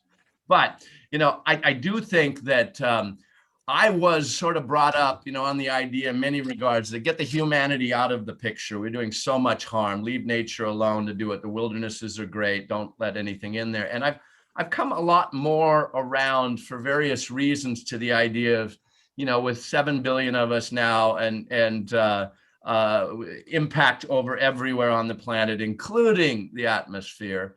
So we can no longer, say there is even a corner of the world where you can effectively say we're not playing a role in it. And so I think to a certain extent we move from, controlling our bad impulses to saying the responsibilities of stewardship. And some of the more interesting examples, and that's why I bring up that one in the Amazon of something that we just, assumed were primitive cultures that had not gone through the agricultural revolution, to something that was just simply in a different form that was interfacing better with its natural environment. And it has modern day implications. I mean, when I'm fighting code right now on some things with wetlands, I'm dealing with this big part of my development right now. And the reason I bought this property was because it had very low quality wetlands. And it was going to be just developed into a couple of single family homes on an island that's in a housing crisis. And this is about the only property left where you can put multifamily housing. And so I said, well, I've got a lot of expertise in that area. I'd like to take a stab at it. But what I run up against in code is that, they are inflexible. They don't have anything that sort of evolves and adapts with it. And their code right now prevents good environmental things from happening, sort of throwing the baby out with the bathwater, because it's kind of based on get the people out of the equation, separate them sort of from everything in the thought process of going, that's the only way to do with it. We can go over the logic of saying in an urban zoned area, that's idiotic. We just need to do a much better job on what we're doing environmentally and habitat wise and aquifer wise. So we don't have to take a very bad degraded wetland, leave it in perpetuity in that state, get a couple of luxury homes, not do anything for the housing crisis. But code is just not flexible enough, because in this sense, it's kind of grounded in get the humans out of the equation, separate the wetlands entirely, And no expect touching nature of to it, heal it no herself. interacting of it. Right. Sorry? And expect nature to heal it itself. Yes, We pushed more or it out less. of balance. Maybe Yeah. our responsibility is, as you say, is stewardship to help put it back into balance, because we have Exactly. That's exactly it Use right it. there. Exactly. So we can't Exactly. just leave it. I mean, we're already, Right. nobody knows what the Right. future actually will bring, because it's been so pushed far out of, we have no precedent. In fact, nature experiments, right? We can look at the evolutionary record and the fossil record, and we see nature's really good at experimenting. We're in an experimental stage. We've never been here before. What is this trajectory we're on? Is it inevitable, is my question? Could we have pinged over here, pinged over there? Could we have learned better lessons like the Aztecs? Could we have done it better? Or was the mess that we're in inevitable? Is kind of my question. What didn't we learn along the way? What can we learn? Talk about code, by the way. So many, and Christine, I know you'll have some comments on this, but so many of the taboos of various societies were about protecting the resources. When we were horticulturalists and going around and tending plants, we didn't pull them all up out of the ground and eat them, because we knew, taboos knew, that you had to let things regenerate. Don't take down all of the pregnant females of a herd. They need to regenerate. So a lot of taboos were intelligent codes of the old that were about protecting and letting regeneration happen, right? Do you want to speak to that for just a moment? We used to have intelligent codes, is my point. Well, I would argue, codes is almost a wrong one. We had cultural knowledge. We had historical Link. Yeah. knowledge. No, that was good. That was good. I'm gonna take a moment to sort of trash code, Okay. Yeah. because I think you're right. I think when we set rules, and we do need rules, we don't want to be living in a Lord of the Flies environmentally or socially in any way, shape, or form. We need rules, and we need to continually make those rules better. I mean, I look back on it now and I go, when urban planning started, 50s and 60s, is really probably when it got going, when we had the big expansions and the highways and the suburbs and stuff took up, and the urban planning, took off, and planning and zoning codes just proliferated, That was done for some really good reasons. You had determined, because of some really bad accidents and some health issues, that you didn't want that kind of industry right next to the schools and the hospitals and where everybody was living. So some of the urban planning made sense, but I think you could kind of argue more harm was also done than good by what damage we have done to our societies with a lot of those plannings. So when you put them in place, you have to be, as you said, very careful about being inflexible, and you have to learn from what you've done and what has not worked. Right now, we have a body of What is the mission of the codes? What is their purpose? To protect property values or to protect the planet? Oh, there's plenty of bad reasons for code too. So I'm not going to defend that. I would just say there's a kernel of good reasons that were in there. And I like to think, being a lay planner now, I'm a member of, the planning, American Planning Association, the Washington State one, and I go to their conferences, and it's a lot of great people that want to do the right thing. And I like to think that they're decades ahead in their understandings of what the right thing to do is than we were, not too long ago. So as an optimist, I like to think we know way better, but we also have to keep an open mind as we make changes to the fact that we do no harm, or at least are flexible enough to change as we go forward. So planning and zoning rules are important, but a lot of things like, the single family housing zoning that's predominant in cities around the United States cause massive harm. Huge subsidy to very wealthy people at the expense of less wealthy people in their housing. I mean, it's just one obvious example, and there's a huge push all over the United States among the people that have known this for decades. And we're finally, because of the housing crisis, at a bit of a tipping point. And single family zoning, which is very much a NIMBYism thing. They did zoning and said industrial here, single family here, apartments here and that there, without thinking of some of the ramifications socially for it distant future. And now they need to change that, and NIMBYism is rampant. And they're going, I don't want that type. I don't want the other living anywhere near me. And so it's a very difficult thing to change the status quo, and yet really, really necessary. It's probably one of the more famous, in my mind, planning and zoning coding changes to happen right now, that we can do denser, more efficient communities, and we get all of this land that is subsidies for single family home users freed up for also doing some denser apartment buildings, townhouses, so that we don't have the housing crisis that we have now, which was a code issue, code caused problem. Well, and code missed so many opportunities, because decades ago, we understood more about energy efficiency and passive solar. Had that been mandated, we would be spending a lot less to air condition and heat our homes, right? A lot less strain on the energy system. Oh, yeah. I mean, you asked about technology and how things changed before, and that's actually a good example of it. I used to teach and give talks on passive solar, and I'd even be really big and bold and go out there. If you are not incorporating passive solar, whatever is appropriate for your location and your climate, into your designs, you're a bad designer.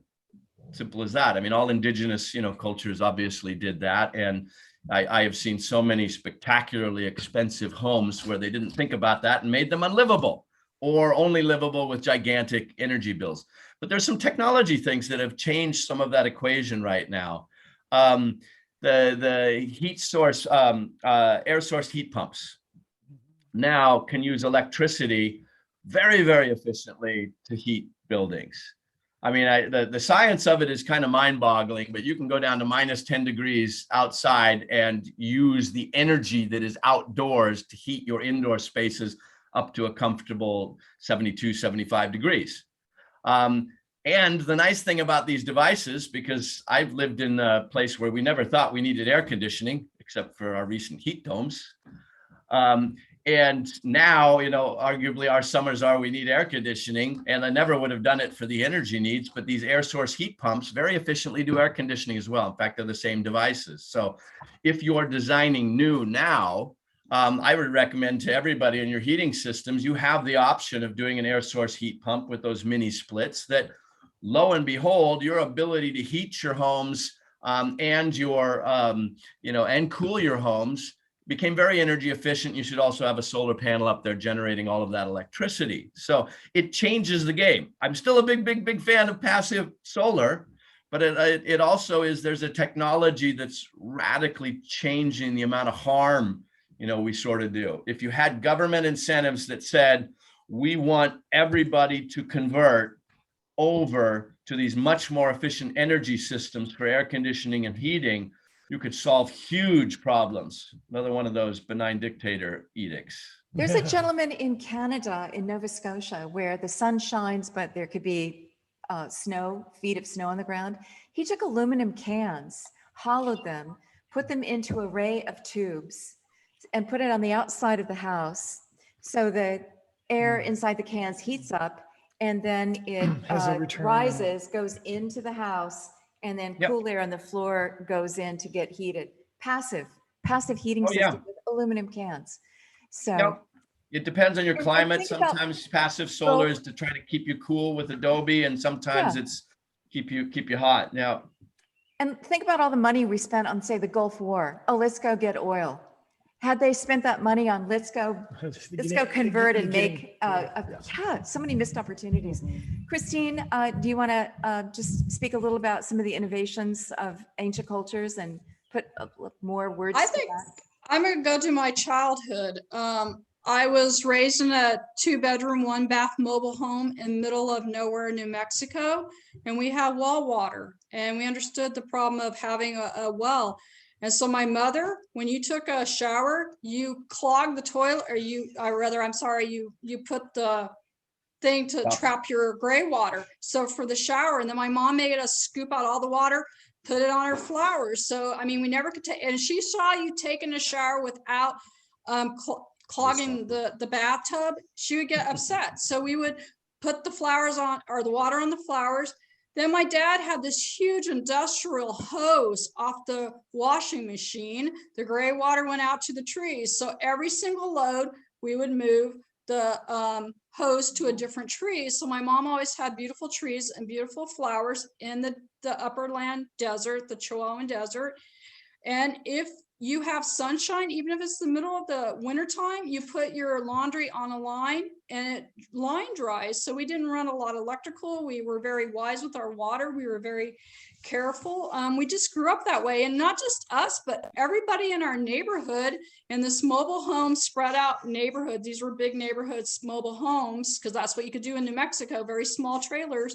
But everybody along this big area did the same thing, and you would catch water, you would just utilize it. You were really careful with everything. I don't know, it's just a different life way. And so when my husband and I moved to Albuquerque, New Mexico in the 1993, I was really upset because it was against city ordinance to use your gray water on your plants outside in your yards. And finally, at some point, they allowed gray water out of your wash machine only could be used. So my husband and I ran our hose outside our wash machine to water our trees in our backyard in Albuquerque, and I line dried everything. And so it was just a really great way. And all of our neighbors got wise. They were like, how do you keep your yard so nice? I'm like, wash machine water. And that's what we started doing. Now, I wouldn't do that probably with vegetables, but for trees and flowers is really wonderful. So there's lots of ways, I think, aside from government, but if people know what's going on, they understand their environment, I would suggest that you can have a lot of this done at the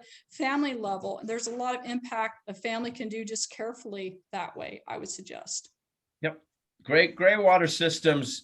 Now, I mean, that technology and industry, in some ways it's basic, it's always been done, but codes are just still catching up with it. That was one of the bigger code issues, and I worked on the project Desert Rain, which I should mention. If you're really into seeing what at a house level you can do on this, I think they have a good website up in Google, Desert Rain House.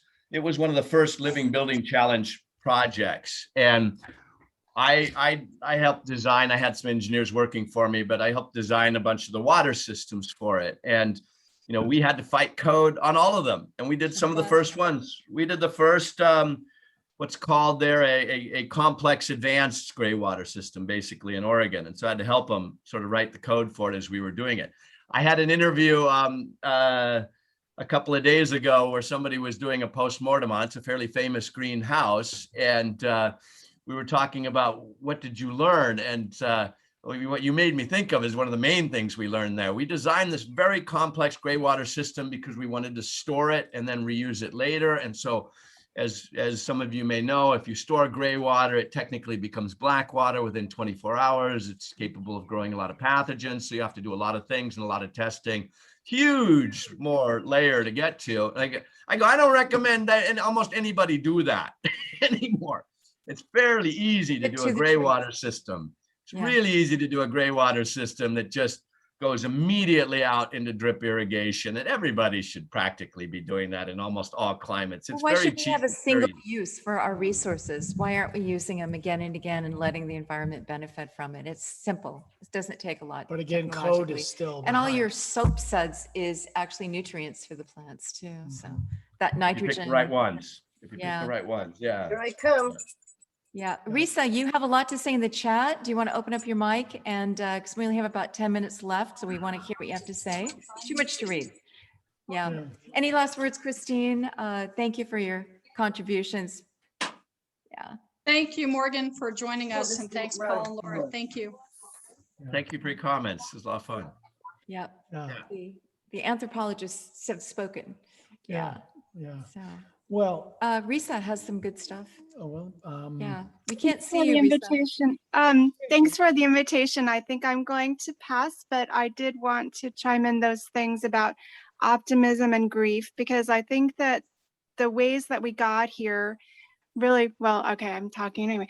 The ways that we got here are not all about greed and stupidity. People really did in their hearts have a beautiful vision for the future. And although I think that there were greedy actors who manipulated that, I don't think everyone wanted to get to this place. And I think that there's a lot of unprocessed grief about what happened. And when people have that unprocessed grief, they hold on to what they don't want to let go of because they don't want to face it. It didn't work.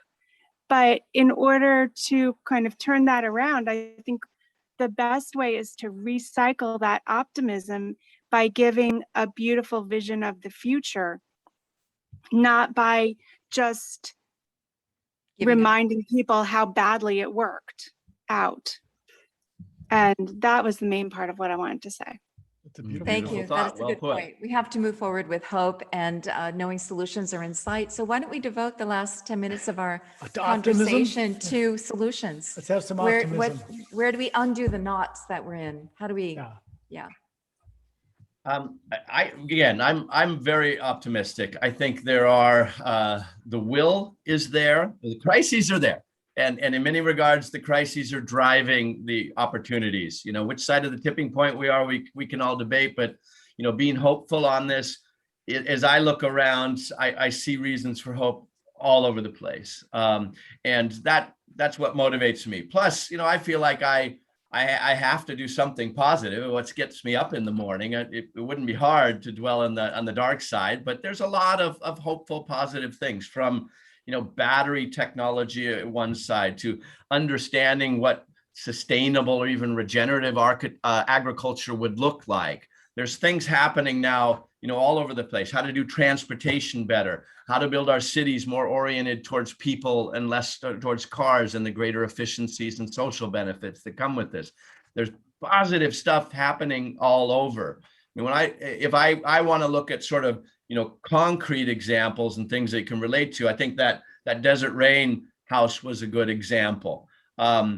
It was, and the Living Building Challenge is also a great example, because it's dealing with these issues, and it really started from I think a place where we're sympathetic to, where we say, I don't just want to do a little bit better. What would it look like if I was, you know, even better than sustainable? I was regenerative. I was positive for my environment, and it's a very rigorous standard that addresses those the key issues, and how you would build a home, and then how you would build a community. And the Desert Rain House was one of the first ones. And I loved the couple that was the owner of that you know, really said, I know I'm not just going to be on the leading edge here. I know I'm going to be on the bleeding edge. And we definitely were. I mean, they had the money to do that. It was not an extravagant house. It was a you know, a modest sized house, and they were very determined to try to do it within, you know, economic means that other people could replicate. And it was very, very hard. It was just about impossible. The Living Building Challenge is aspirational. It says no bad building materials in there, you know, nothing that causes harm in its manufacture or breathing, its off-gassing and stuff. And there just weren't products that could do that at the time in 2010. So it was a fool's errand to a certain degree.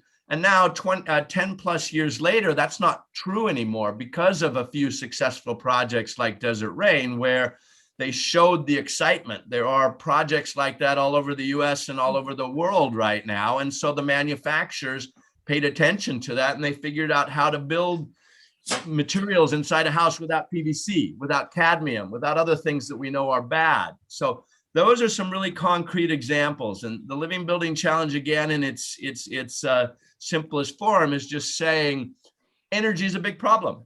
It's a big problem globally. So you need to be decentralized and treat that problem right here just in the same way nature does. So get your energy from the sun and prove that you've gotten enough of that to show that you're not, a boon on it somewhere else. And then water, the same thing. Very, very difficult. Desert rain was the biggest challenge because they were in, no surprise, they were in a desert. So nobody knew if we were going to be able to even get enough energy for them, water for them for that. So anyway, that's a concrete one.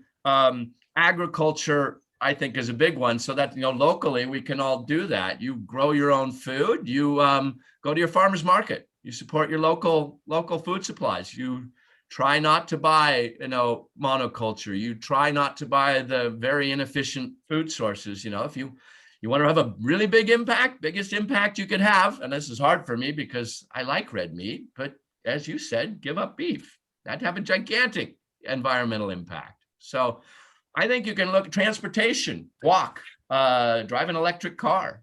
These are things you do. If you're building a house, there's a ton of different things you can do, but you make decisions that impact others every time you buy a product, every time you choose what you're going to eat. Yeah. And I think biomimicry is a good, let's look to nature for her solutions and try to employ them, because nature has perfected things. Nature has been there first. The more that we imitate that success and take a page from nature's book, the better off we'll be as well, I think. And I like Absolutely. what Rissa said about passion. We need what you've just said. Let's show the excitement, let's show the passion, because we all are a drop in this ocean of moving this forward. If we each do our part, if we each continue the dialogue, if we each rest our neighbors and go, come on, get on board. There's a power. We have to do our little push and then things will move forward. We got ourselves into this mess. We need to get ourselves, and we have the power therefore to get ourselves out of this mess and correct course, but it's going to take the whole world. Thank you for doing all that you're doing. Oh, thank you. It's fun. it's fun.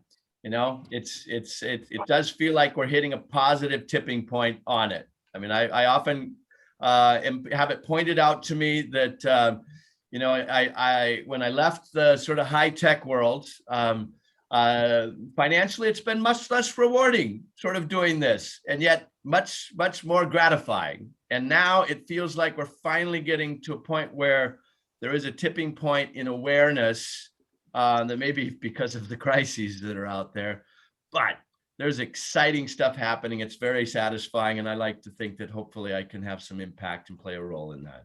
I hope you're still continuing to talk to the leaders of industry and commerce and infrastructure and government, because they need to keep being reminded of all this.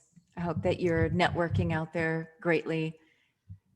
Oh, I am. Both of my big projects right now on this green development, a living community challenge, I needed political support in order to make all of the code changes. And so I've been spending a lot of time talking with the heads of permitting, their bosses, the county council, the county executive, the governor, because I need their support basically to do that. And it's the same thing on transportation. This little bit of a transient I'm doing on the Green City Ferries is just, I see the potential of moving a lot of people in a sustainable, benign way that's also a connection to nature.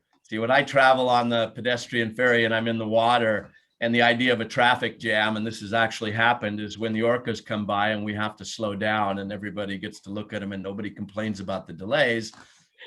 I'm excited about that kind of a thing. And so that's a big one, because that's, switching over from diesel engines to the boat manufacturers that they've had. And it's a big change for them too. And it's new codes and new rules. So I think there's a lot Emily of made a really good point about education. Our educational system also needs to integrate some of these worldview shifts and start to teach what's actually going to help us move forward.